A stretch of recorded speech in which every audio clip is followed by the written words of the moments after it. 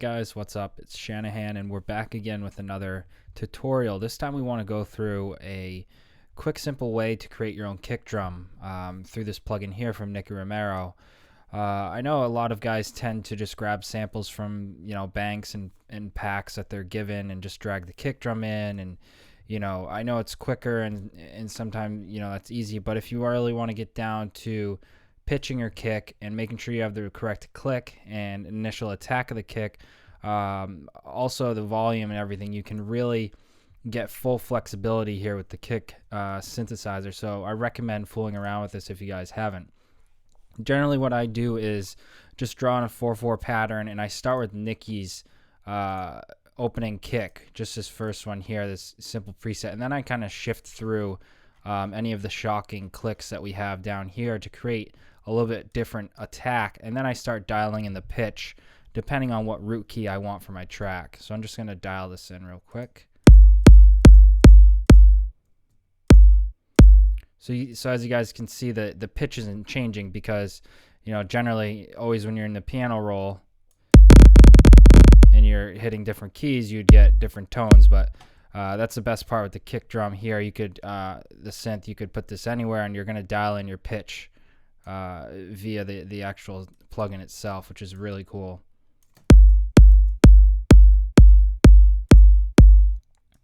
Okay, so first, I generally love working in G. I think the key is getting overused in dance music, but it's for me personally, it's where the power, the most power and energy sits in a track.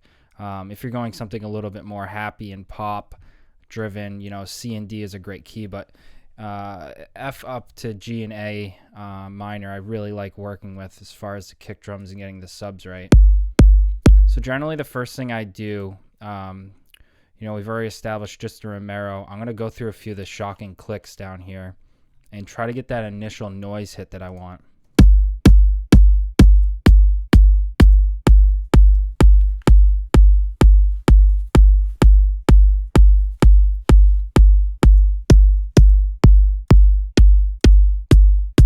So I like 10. I like how it has that slight noise rip almost. You can find guys like Tom Starr doing a lot of the pre-delay, the pre-shifted white noise hit just before their kick drum to create that extra rip on the attack. It's a great use in groove tracks. If you guys are unfamiliar with that, also check out Tom Starr's YouTube videos. He talks about it in his future music stuff. So that's another topic, but mainly that's really what the click is going to do, is that initial hit, but you can also achieve it with white noise if you don't want to do it in here.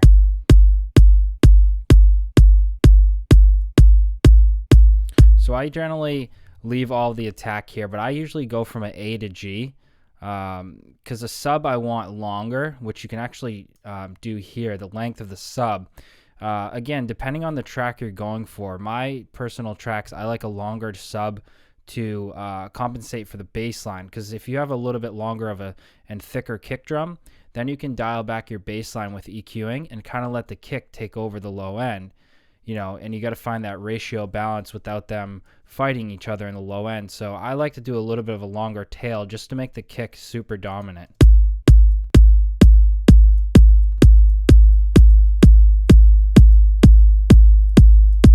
So you can hear the length there. I'll compare the two.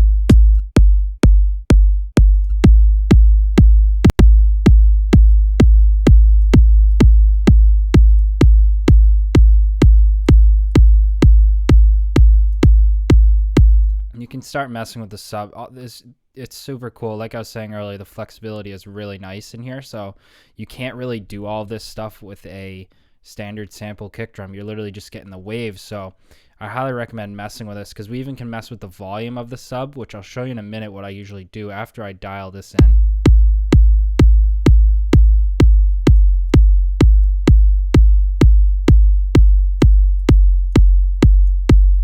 G and F, that feels nice and thick. I really like that. You can see we're kind of driving it a little hard here.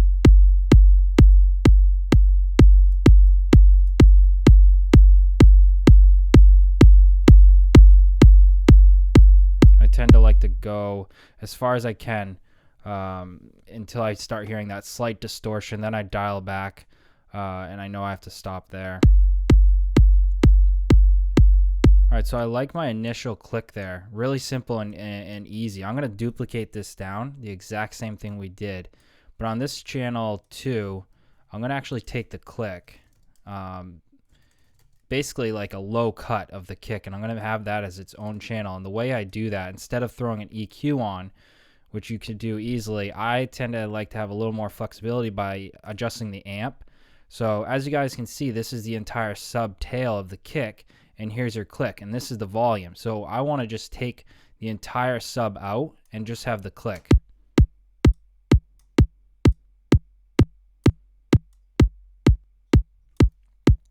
So now I could bounce this down to audio and have complete control of this kick drum on its own. You know, if I want to save it later in a pack of my own, it's great to do that instead of just bouncing down the full kick. You now can have 2 kicks of the same, same idea that you just made.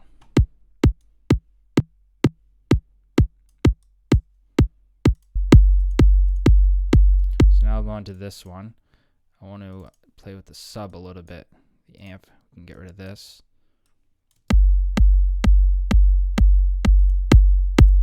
So you can hear how, now you can actually mix the click and the attack of the kick. So this isn't traditional. I don't think everybody does this. It's something that I've done for years and found to be useful, and kind of gives me flexibility as far as mixing the level of the click versus sub, because I think it's important to have your tracks stick out, but it's also super important to have that fatness in sub. So sometimes you have to mix the levels. Just as if you're mixing 2 pianos together, you're mixing basically 2 different clicks and subs of the same kick drum.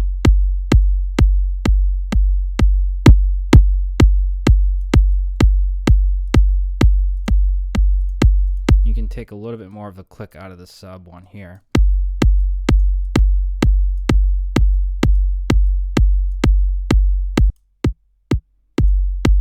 So now, as I was saying, I can kind of make this click stand out a little bit more. And what I usually do is open up a transient designer.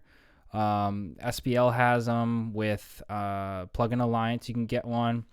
I believe, well, I usually use the UAD one. I'm not sure what everybody's using for a transient designer, but they essentially all do the same thing by giving you control over the sustain and the attack of the signal coming through. So I'll just play with the attack so you can hear the difference.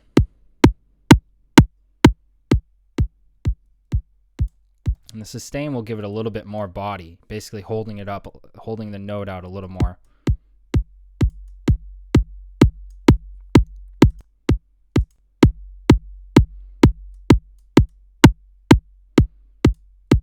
So I'm liking there, and then I'll turn it down.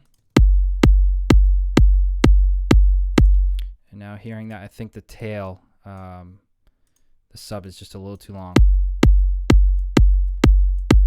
Yeah, right around 870 is feeling good. Okay, so those are feeling mixed, right? You know, the cool thing again with the flexibility of having the kick is you can just kind of edit it down later. But if you, as opposed to dragging in a sample from a bank, you're not really having that flexibility and being able to really mess with the kick that much. So again, dig into this kick plugin if you guys haven't. I'm going to go into the kick sub, and I'm going to compress it a little bit. And I usually go with Waves CLA. There's so many different compressions you can use. This is something you're going to have to figure out through trial and error that suits your specific songs, because I do a certain way of compressing and EQing that suits my style of music and basically the power and that thickness that I like to put into my mixes. So compression is something that's very touchy and can be very beneficial, but also can hurt your sound. So be careful with compression and just be very subtle with it.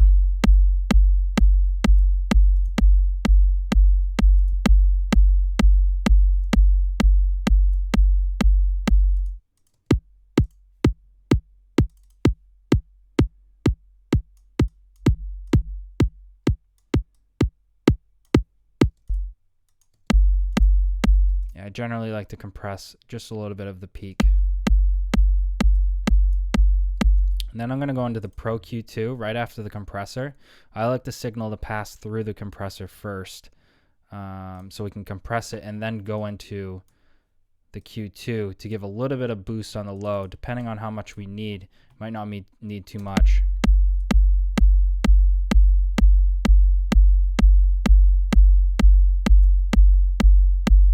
And you can see in the Q2, I'm getting a lot of 200 hertz range here. I'm going to dial that back just a little bit.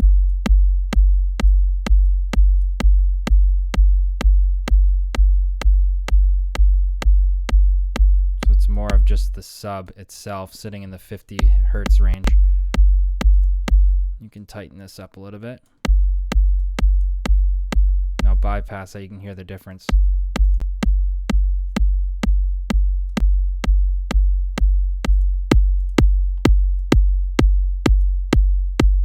So that sub's sounding pretty good.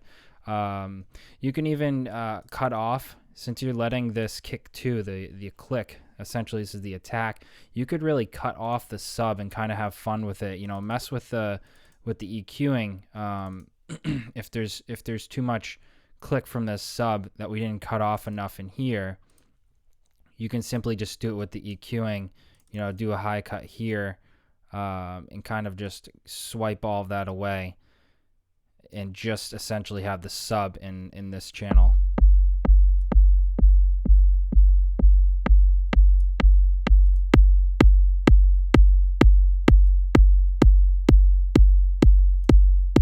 So you can feel doing, you know, you can hear doing that kind of cleans it up, that extra 5%, just so those two clicks aren't hitting and phasing each other. It's best to cut it out so you only have one click. I'm going to go in the mixer. I'm going to copy over that compressor over to the click track. Oops, wrong button. Copy this over. And this isn't going to do too much because the click is so light. It's just going to tuck it a tiny bit and give it that glue effect.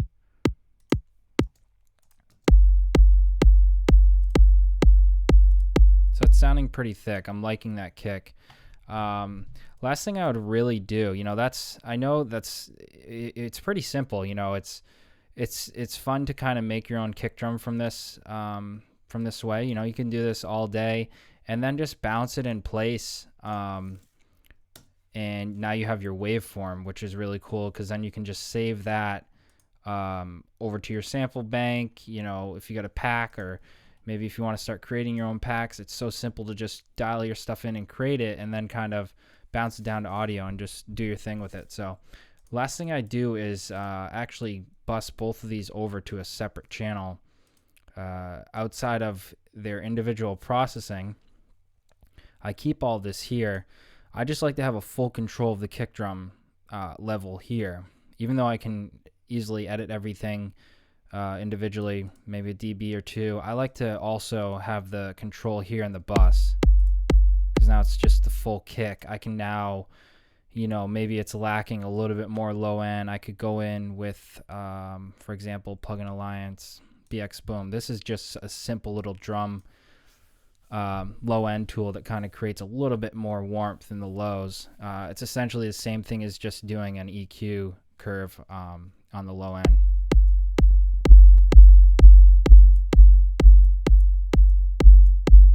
So you can hear how we're getting to that overdriven, kind of that too fat of a bass kick drum almost, which can be good and bad depending on what bass line you're putting with it though. So it gives that extra 5%. Very subtle, but does the trick. And then from here, I could even compress more if I wanted to put like a glue compression on. You know, there's all types of stuff you could do. Maybe go to the Pro Q again, just to pull back on the low end a little bit. That's really why I like to do the send. So now I can just control it as a unit, as a full kick drum, as opposed to doing individual processing, which can take a little bit more time. That's really it. Now the final stage I would do is just grab them all, bounce in place, and now I have the full kick drum right here if I want that.